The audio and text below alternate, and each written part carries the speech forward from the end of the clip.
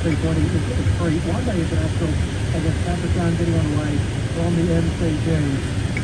Summons early in the program. The WBBL is in full swing. The Adelaide Strikers are taking on the Melbourne Renegades. Adelaide are 1-4-52 in the 7th over. Of course, coverage is available on the ABC Listen Out. Also had the chance to catch up with interim Matilda's coach on Somali last hour. After what it was like to coach the national side. It's unbelievable. The team has become a phenomenon. I've never seen it in any sporting team in Australia. In fact, perhaps any sporting team in the world. Maybe you might look at the men's Brazilian team or Argentinian team or whatever, but the recognition and the support that this team has got has just been absolutely unbelievable and amazing. Matilda's coach Tom Samani, who joined me earlier on Summer Grandstand on ABC Sport. If you missed, of course, any of our interviews across the weekend, you can catch up as a podcast. They're available under the Best of ABC Sport, with myself, Quentin Hull yesterday, and of course Sam and Limo in the afternoon. In the cricket, from the Great Barrier Reef Arena in Mackay, Australia A wrapped up victory against India by 7 wickets. With Nathan McSweeney, who very much starred from an Australian point of view.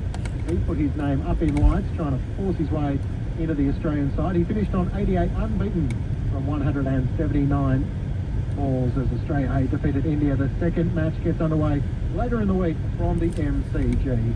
Before we focus on our Melbourne Cup preview with Claire Lindop and Quentin Hull, we'll look around our venues which are taking place throughout the afternoon. We'll start with the AFLW. It's the final round of the home and away season. The first of the matches getting underway is St Kilda taking on the Brisbane Lions. Lauren Borton is watching on.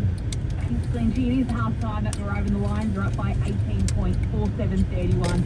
The Saints 2-1-13. So just one goal in that second term, and that went the way of Kilda. So they were able to bring that margin back to 3 goals. It was a big improved quarter from the Saints, even though they were kicking with the wind. They got their hands on the footing, held the possession, and were actually able to slow Brisbane's movement down through the ground. So Brisbane's so effective with their run, and particularly their wingers, but just able to slow that a little bit. So an improved quarter from them, but there's still a long way to go for the Saints if they are to take the win. They did beat Brisbane at Moorabbin around this time last year to give themselves a shot at playing finals. They're completely out of finals contention at the moment, but just looking to end their season on a high after 3 consecutive losses. And at the moment, as the ladder stands, if Brisbane are able to win, they're still sitting in 3rd position. So they've got to make up a little bit more percentage to give them a chance of securing a home final and finishing in 2nd position. But at the moment, it is Brisbane about to head in and start the 3rd quarter, but leading by 3 goals. Thank you very much to Lauren Borton. Richmond and Hawthorn to come, Port Adelaide and the Giants, and the Fremantle Dockers and the Western Bulldogs in the final day of the home and away season in the AFLW. Around our Sheffield Shield venues, we start at Cricket Central in New South Wales, where Queensland are batting against New South Wales. Robin Chipperfield is watching on. Queensland continue to make excellent progress here, though New South Wales have had a couple of chances after lunch to check that progress. Queensland currently 3 for 236, but they've twice dropped Angus Lovell since lunch on 53 and 65, and it was Ollie Davies at slip on both occasions.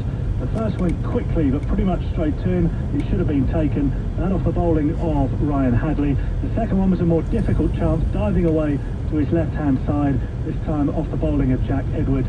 Again, it went down. At the moment, Ben McDermott has 58 to his name, and he's looking in really good touch. There is another boundary, though, for Angus Lovell.